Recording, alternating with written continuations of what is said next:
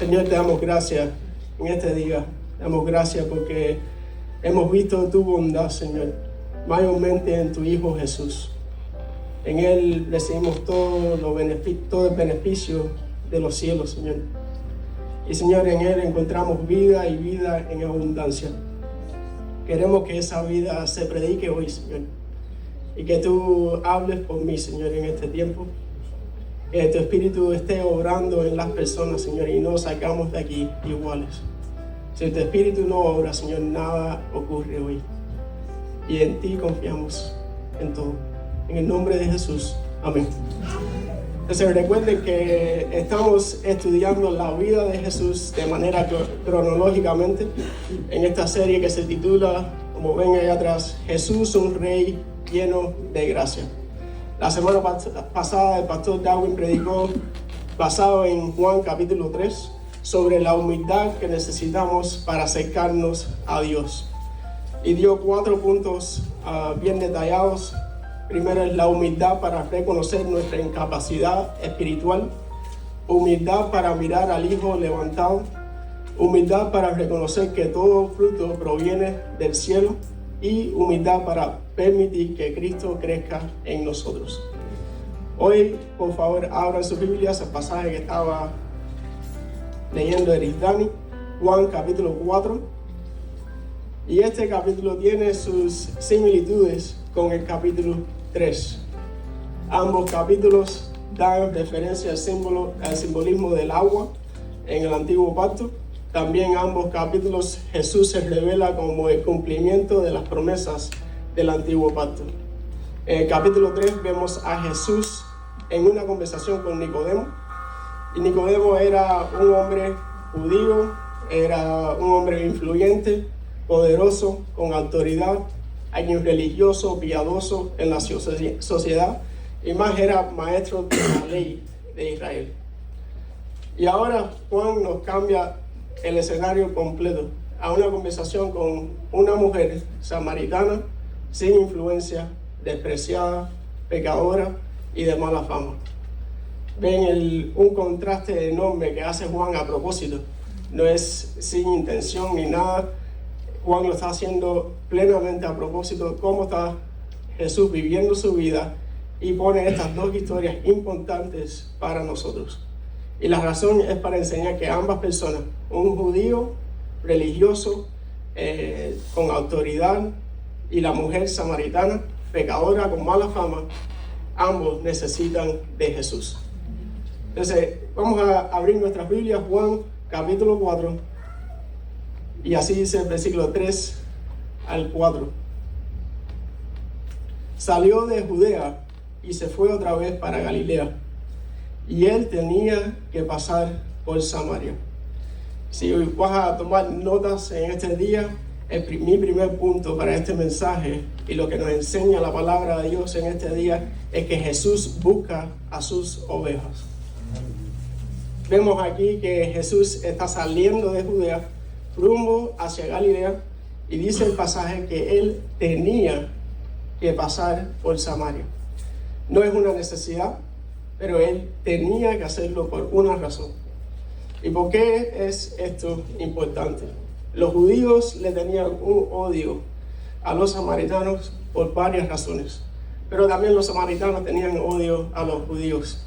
Aunque en el tiempo de Jesús, Judea y Samaria ambos vivían bajo el mismo poder político de los romanos, la historia y religión definían el área que les correspondían el uno al otro.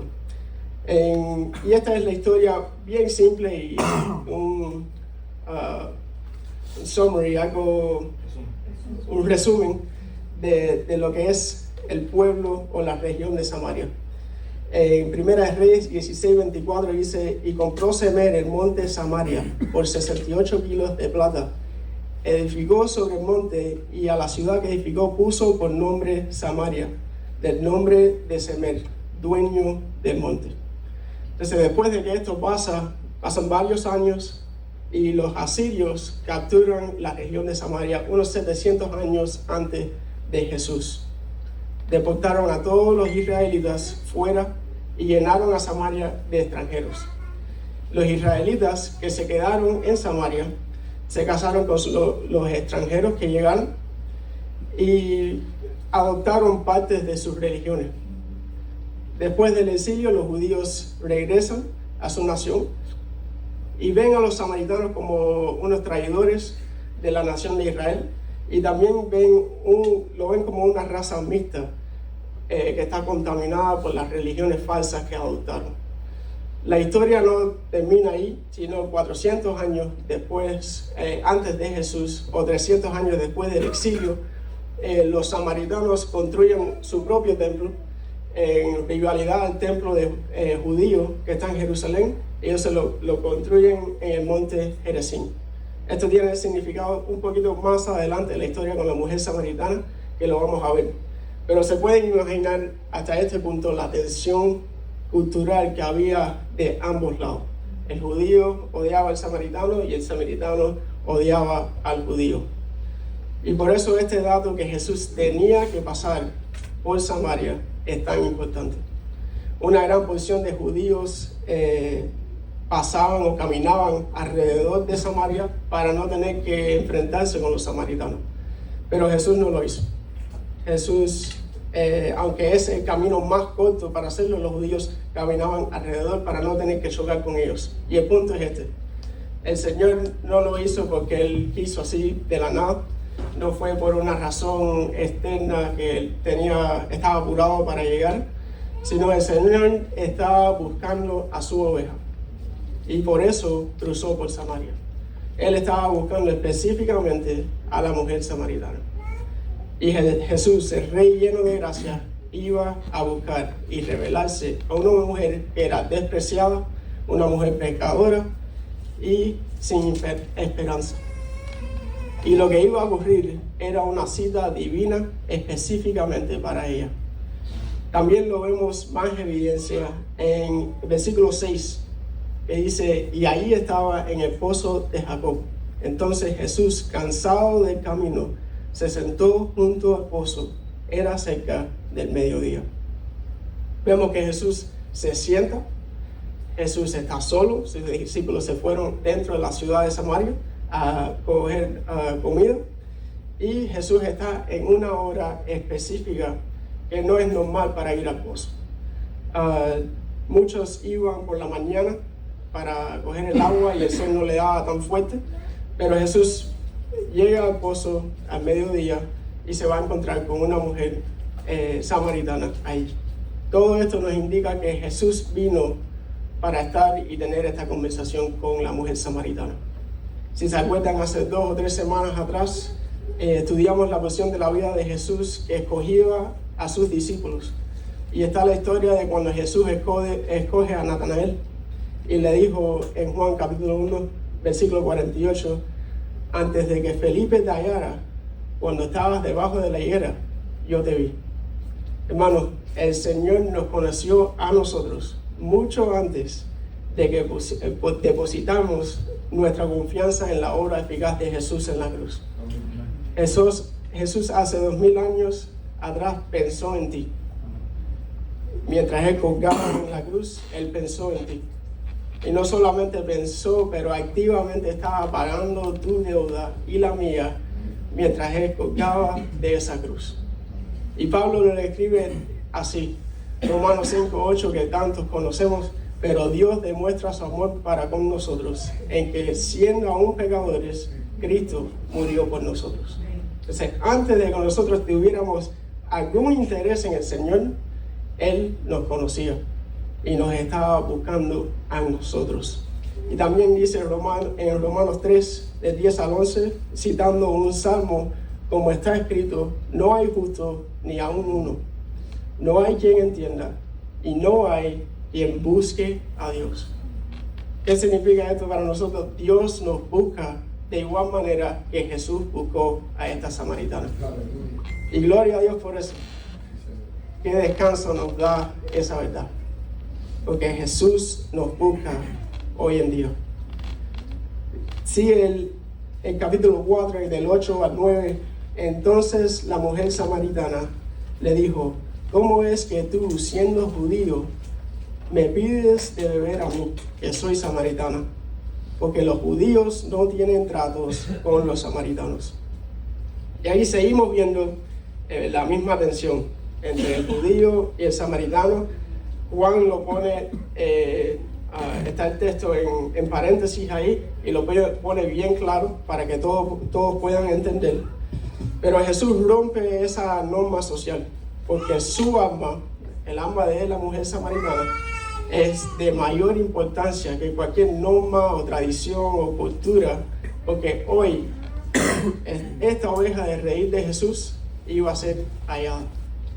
Sigue Jesús, le responde en el versículo 10 y le dice: si tú conocieras el don de Dios y quién es el que te dice dame de beber, tú le habrías pedido a él y él te hubiera dado agua viva.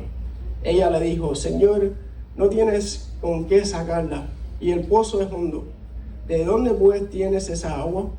¿Acaso eres tú mayor que nuestro padre Jacob, que nos dio este pozo, del cual bebió él mismo y sus hijos y sus ganados?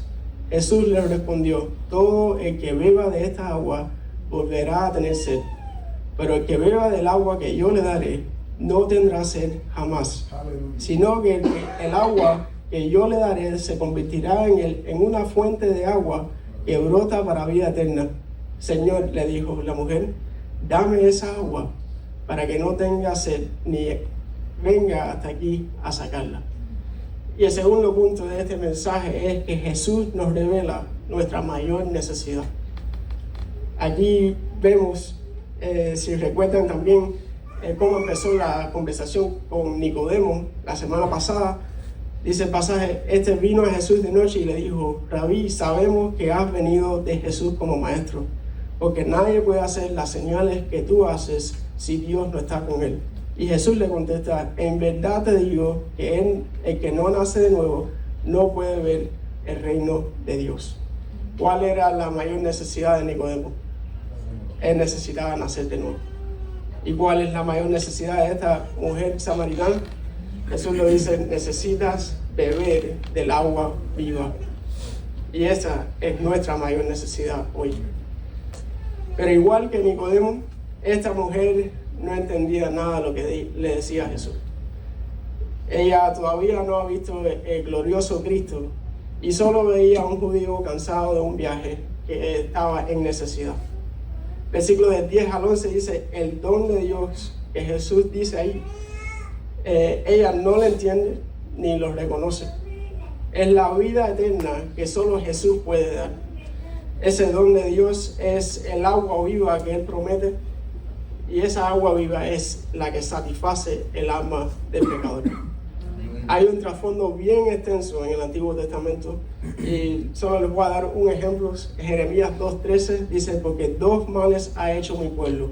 Me han abandonado a mí, fuente de aguas vivas, y han cavado para sí cisternas agrietadas que no retienen el agua. ¿Qué significa eso? Han abandonado a Dios, quien es la fuente de agua viva. Es decir, que han abandonado la provisión de Dios, han abandonado su fidelidad, su bondad, y se volvieron a cisternas que no pueden ni retener agua, dejándolos con nada para sustentar la vida. Por eso el hombre sin Cristo está muerto completamente espiritualmente. Pero también vemos que los profetas hablan de un tiempo que el agua viva va a fluir desde Jerusalén. Esto lo vemos en Ezequiel 47, en Ezequiel 36, más enfocado, Isaías 1 y Zacarías 14. Que Dios promete que esta agua viva los limpiará de sus pecados y los va a hacer andar en su justicia. Jesús ahora, poniendo todo esto junto, haciendo alusión al antiguo pacto, ahora está declarando que todas estas profecías se cumplen en Él. Porque solo Jesús, mediante el Espíritu Santo, puede darnos esta agua viva que satisface el alma para siempre. La sed de cual habla Jesús, obviamente no es de agua, más es la sed de Dios. Esta sed de Dios es la cual que cada hombre y mujer de cada nación y tribu y lengua necesita. y tiene activamente ahora y fuera de Cristo nunca se van a satisfacer. Unos lo tratan de hacer con posesiones, otros con dinero, otros con un ídolo o con alcohol o drogas, y otros como la mujer samaritana que lo hacía con hombres. Pero la verdad es que nada te va a satisfacer, solo te da un placer temporario. Pero ese placer temporario hace que tu sed se intensifique, porque tu corazón se aleja de Dios y tu sed sigue intensificando para ser saciado. Y la condición del humano es lamentable y sin esperanza. Pero el que bebe del agua que Jesús nos da no tendrá sed jamás. Jesús viene a la mujer, esta mujer con esta condición. Jesús viene y decirle: yo sé que no tienes esperanza, pero yo sí te la tengo. Yo sí vengo a darte agua viva. Y estas aguas vivas te da vida eterna y te satisface el alma. Y un pasaje que nos ilustra esto perfectamente, Isaías 55, del 1 al 3, dice: todos los sedientos vengan a las aguas, y los que no tengan dinero, vengan, compren y coman. Vengan, compren sin vino y leche, sin dinero y sin costo alguno. ¿Por qué gastan dinero en lo que no es pan y su salario en lo que no sacia? Escúchenme atentamente y coman lo que es bueno, y se deleitará su alma en la abundancia. Inclinen su oído y vengan a mí, escuchen y vivirá su alma. Y haré con ustedes un pacto eterno, conforme a las fieles misericordias mostradas a David. Que nos dice: todos los sedientos, dice Isaías, de cada nación, de cada tribu, de cada lengua, pueden venir ahora al Cristo, que da aguas vivas sin costo ninguno, porque el precio ya lo pagó Él en la cruz. Amén. Él continúa en versículo 15, el pasaje continúa y le dice a la mujer: Señor, dame esa agua para que no tenga sed, ni venga hasta aquí a sacarla. Ella solo veía lo más cercano, lo más inmediato, y no veía más allá del verdadero significado de lo que le decía Jesús. Ella solo quería resolver su problema inmediato y físico de su sed de agua, pensando que su mayor problema era venir cada día y coger agua del pozo bajo el sol. Y muchas veces nosotros mismos somos así. Solo vemos nuestro problema o nuestra necesidad inmediata ahora, la que está delante de nosotros ahora, cuando el Señor quiere tratar con nosotros y darnos la abundancia que hay en Cristo Jesús. La mujer aún no había entendido quién era Jesús, ni había entendido su mayor necesidad. Y por eso ahora Jesús va a apuntar y revelar su pecado. Y este es el tercer punto de la prédica, que Jesús nos revela a nosotros nuestro pecado. Dice el versículo de 16 al 18, si me pueden seguir. Jesús le dijo: ve, llama a tu marido y ven acá. No tengo marido, respondió la mujer. Jesús le dijo: bien has dicho, no tengo marido, porque 5 maridos has tenido, y el que ahora tienes no es tu marido. En eso has dicho la verdad. Este cambio de contenido que hace Jesús es abrupto, no es para nosotros al leerlo, es fuera del contexto de lo que están hablando hasta este punto, pero es con un propósito. Ya que la mujer samaritana no ha entendido su mayor necesidad de beber del agua viva que da Jesús, ahora Jesús le tiene que revelar su pecado de la mujer para que vea su gran necesidad. Leyendo los evangelios vemos a Jesús varias veces, una tras vez hasta la otra persona, apunta al pecado que reina en la vida de la persona.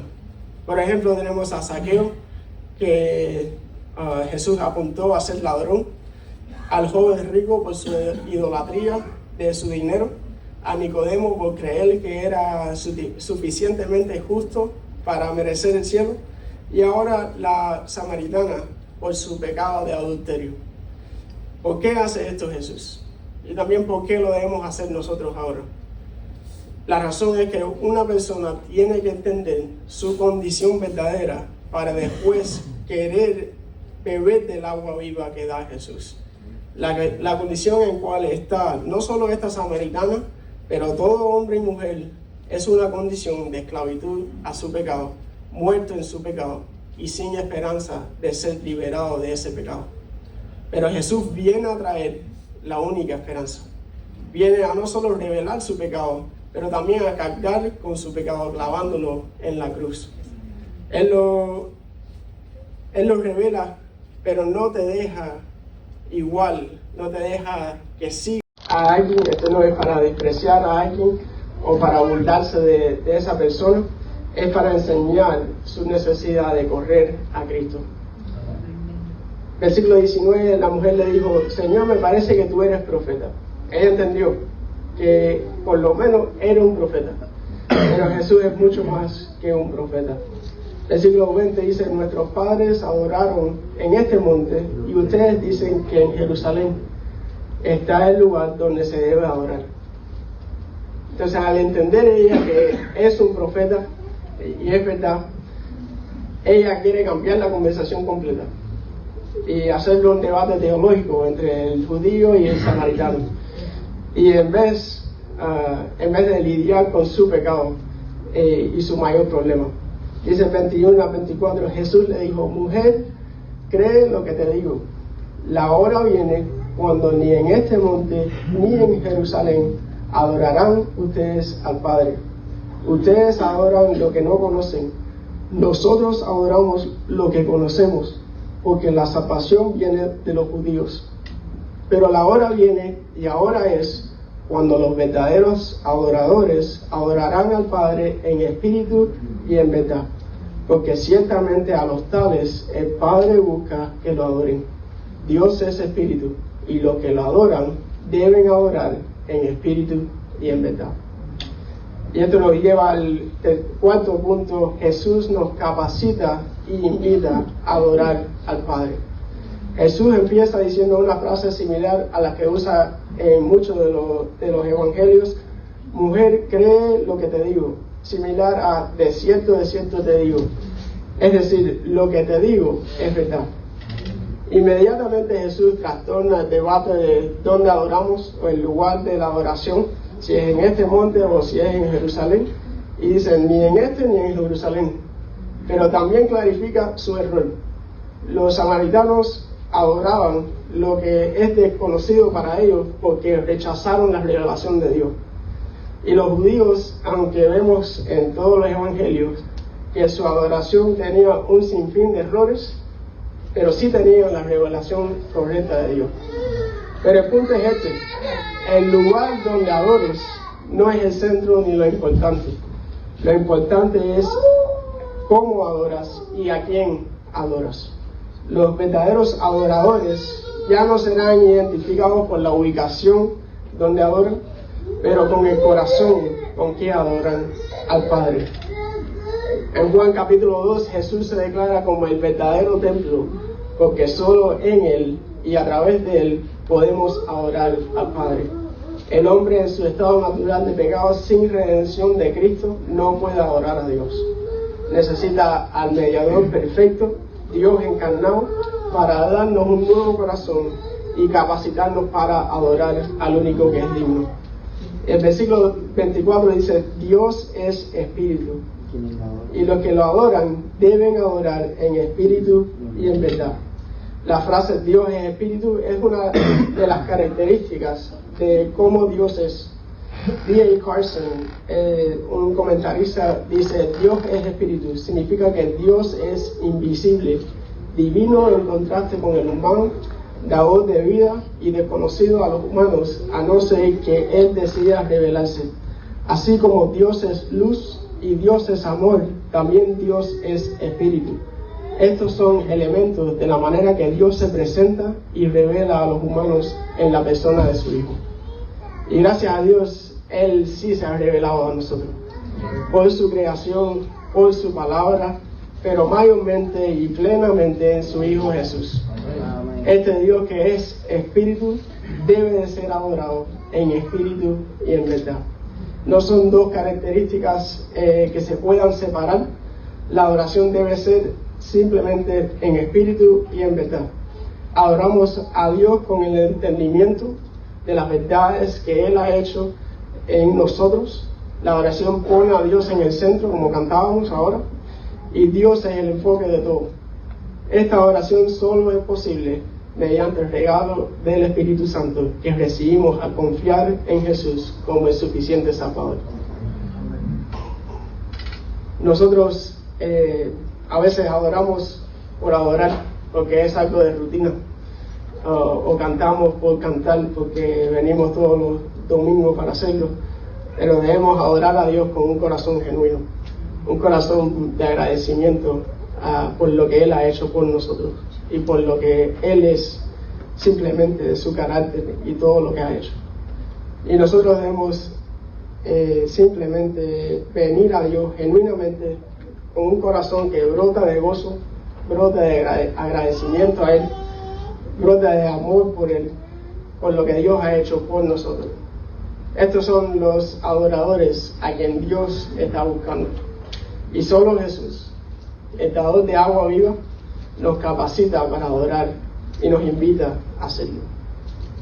Como hemos visto en el capítulo 3, Nicodemo, el judío con autoridad, necesita nacer de nuevo para entrar al reino de los cielos. Y en el capítulo 4, esta mujer samaritana despreciada, pecadora, necesita el agua viva que da Jesús. Ambos necesitan a Jesús y ambos Jesús los invita a adorar.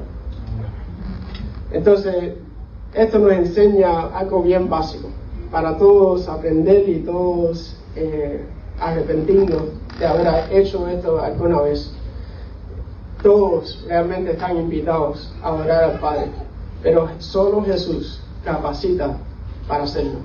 Judío o gentil, en este caso, o judío o samaritano, rico o pobre, religioso o ateo, poderoso o débil, todos están invitados y pueden venir, pero solo y exclusivamente por la fe en Jesús, quien pagó con su sangre la deuda de nuestro pecado.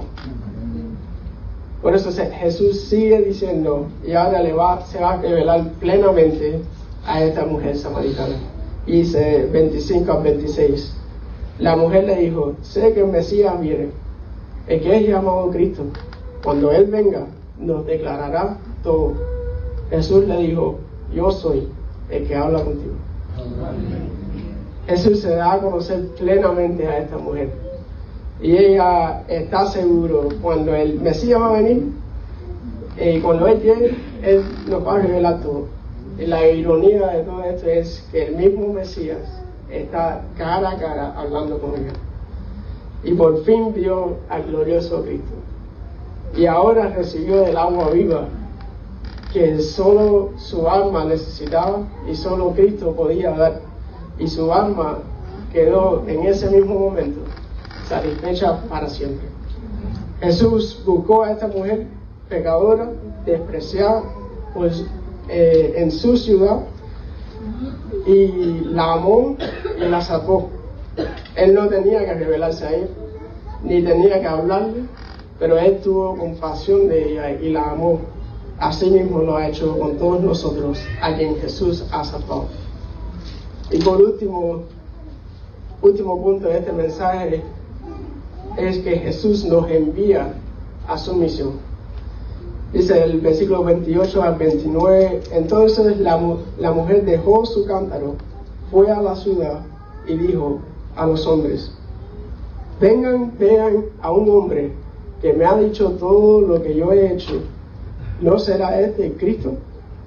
Inmediatamente esta mujer, al reconocer que Jesús era el Mesías, que Jesús era el Cristo, ella deja su cántaro de agua y entra a la ciudad para testificar de Jesús. Dos detalles que quisiera darles. Primero es que ella deja su cántaro de agua, al cual ella fue en el principio, el propósito con que fue al pozo en el principio, indicando que con gozo y con una urgencia ella tenía que decirle a todos quién era Jesús. También es un símbolo que está dejando atrás sus cisternas viejas porque ahora ha recibido del agua viva que solo da Jesús. Y el segundo detalle es que ella es una de las personas más odiadas y más despreciadas por su ciudad. En su cultura y sociedad, ella era la adúltera, la última en la línea, era la mujer que venía sola, cuando casi siempre iban en grupos, y ella estaba sola, porque era la mujer despreciada, era sola, por todo el pecado que ella ha hecho en su vida. Pero no obstante a eso, ella va corriendo a su ciudad para decirle las buenas noticias de Jesús. Y esto es el amor que hace, o el agua viva que produce en nosotros Jesús para testificar de Él en todas circunstancias. Su mensaje no era nada del otro mundo. Vemos que simplemente dio su testimonio de lo que Cristo hizo en ella y los trajo al Maestro. Y el Evangelio es simple. Ella no dijo, vengan aquí, aquí está el Cristo, arrepiéntanse de sus pecados, pongan su fe en Jesús, porque Él pagó nuestra deuda en la cruz, y al tercer día resucitó con poder y conquistó la muerte. Él no dijo nada de eso. Simplemente dijo su testimonio y los trajo a Jesús. Y ahora no me malinterpreten para nada, debemos ser lo más preciso y lo más claro al predicar el Evangelio, pero tu conocimiento nunca te debe frenar de testificar de Él. El crecimiento lo da el Señor. Y si puede usar a una samaritana recién convertida, pecadora y despreciada por su sociedad, o a un Pablo que perseguía a la iglesia para anunciar las buenas noticias de salvación, puede usarte a ti también. Puede usar a un joven que creció en la iglesia, pero vivía una vida de hipócrita en el mundo como yo, para testificar a las naciones. Tú solo necesitas confiar en Él y obedecerlo, y verás la gloria de Dios en gentes rendidas a los pies de Jesús. Un encuentro genuino con Jesús nunca, jamás nos va a dejar iguales. El Señor nos transforma y nos hace nuevas criaturas para empezar a amar lo que Él ama y empezar a odiar lo que Él odia. Y Dios ama salvar a pecadores como nosotros. Quiero que me escuchen y estén bien atentos, porque si alguien dice, si tú has dicho en algún momento que tuviste un encuentro salvífico con Jesús, pero tu vida sigue igual, lo más seguro es que nunca lo tuviste. Y la vida de esta mujer nunca iba a ser igual, porque ella encontró el tesoro de Cristo. Ella encontró el agua viva que su alma necesitaba, y por eso ella nunca iba a ser igual, porque nadie choca con Cristo y sigue andando en su mismo camino. Y la evidencia de eso es que ella, al contarles a toda su ciudad de Jesús, ella fue con un gozo tremendo porque Cristo llegó y todos tenían que saberlo.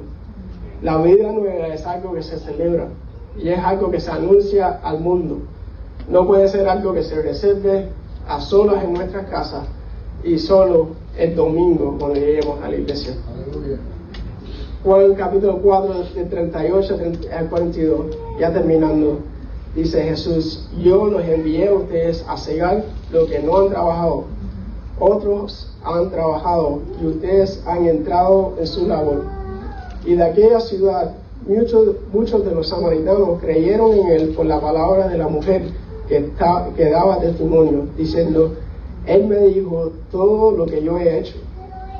De modo que cuando los samaritanos vinieron, rogaban a Jesús que se quedara con ellos. Y Él se quedó ahí 2 días. Muchos más creyeron por su palabra y decían a la mujer: ya no creemos por lo que tú has dicho, porque nosotros mismos le hemos oído y sabemos que este es en verdad el Salvador del mundo. Cuando Jesús nos envía, debemos tener algo bien seguro, y debemos tener una confianza que su obra, cuando nos envía, siempre va a ser eficaz. Primero, porque Jesús es poderoso para salvar. Segundo, porque Jesús es el Rey con toda autoridad en el cielo y en la tierra. Y tercero, porque ya conocemos el final de la historia. Cuando una multitud en el cielo vemos de cada lengua, de cada nación, de cada tribu, adorando a Dios para siempre. Por eso vemos que cuando la mujer testificó de Cristo y los trajo a Él, creyeron y recibieron de esa misma agua. La misión de Cristo es eficaz y podemos ser parte si simplemente confiamos en Él y lo obedecemos. Quiero recordarles que la misión de Jesús no es solo evangelizar o simplemente sacar una confesión de fe de una persona que dice que ha puesto su confianza en Jesús. Esa no es la misión, y la iglesia en este tiempo se ha olvidado de cuál es la misión verdadera. La misión sí evangeliza, lo necesitamos hacer, pero la misión de Jesús es hacer discípulos. Y el hacer discípulos toma mucho tiempo y mucho trabajo. Y nosotros en nuestro contexto ahora le doy gracias a Dios porque lo estamos haciendo, porque queremos hacerlo, porque vemos esto tan claro en la palabra de Dios, que Dios nos manda a ser discípulos, no a evangelizar. Lo debemos hacer. Traigan a todos y dile a todos de Jesús, pero enséñale cómo seguir a Jesús. Y si simplemente testificas y no discipulas, no estás haciendo la misión de Cristo. De esto un día vamos a hacer una serie completa y podemos quedarnos ahí por varias semanas. Pero hermano, espero que hoy nos salgan de aquí iguales. Espero que el Espíritu de Dios te haya confrontado de alguna manera, pero también que te haya animado a salir, a testificar y a ser discípulos. Haz algo extraordinario para el Señor. Haz algo extraordinario para el avance del reino de Dios. No esperes a que conozcas toda la Biblia para poder ir y hacer discípulos, sino simplemente ve y hazlo. El Señor está contigo y te va a capacitar para hacerlo. Y vas a ver su gloria. Si no sabes dónde empezar o qué hacer, hablen conmigo, hablen con Darwin, no tengan ninguna pena, porque para eso Dios nos puso aquí.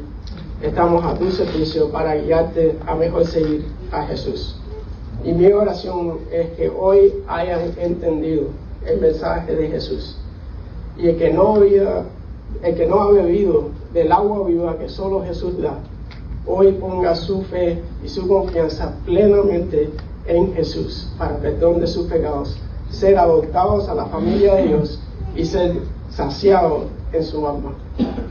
Los que han bebido del agua, que el Señor ponga fuego en sus corazones para entender que la misión del reino de Dios es para nosotros ahora. No era solo para los discípulos en ese tiempo, no era solo para George Whitefield y Jonathan Edwards en la historia, es para nosotros ahora. Y el Señor sigue salvando y sigue transformando a las personas hoy en día. Y nosotros podemos ser parte de eso.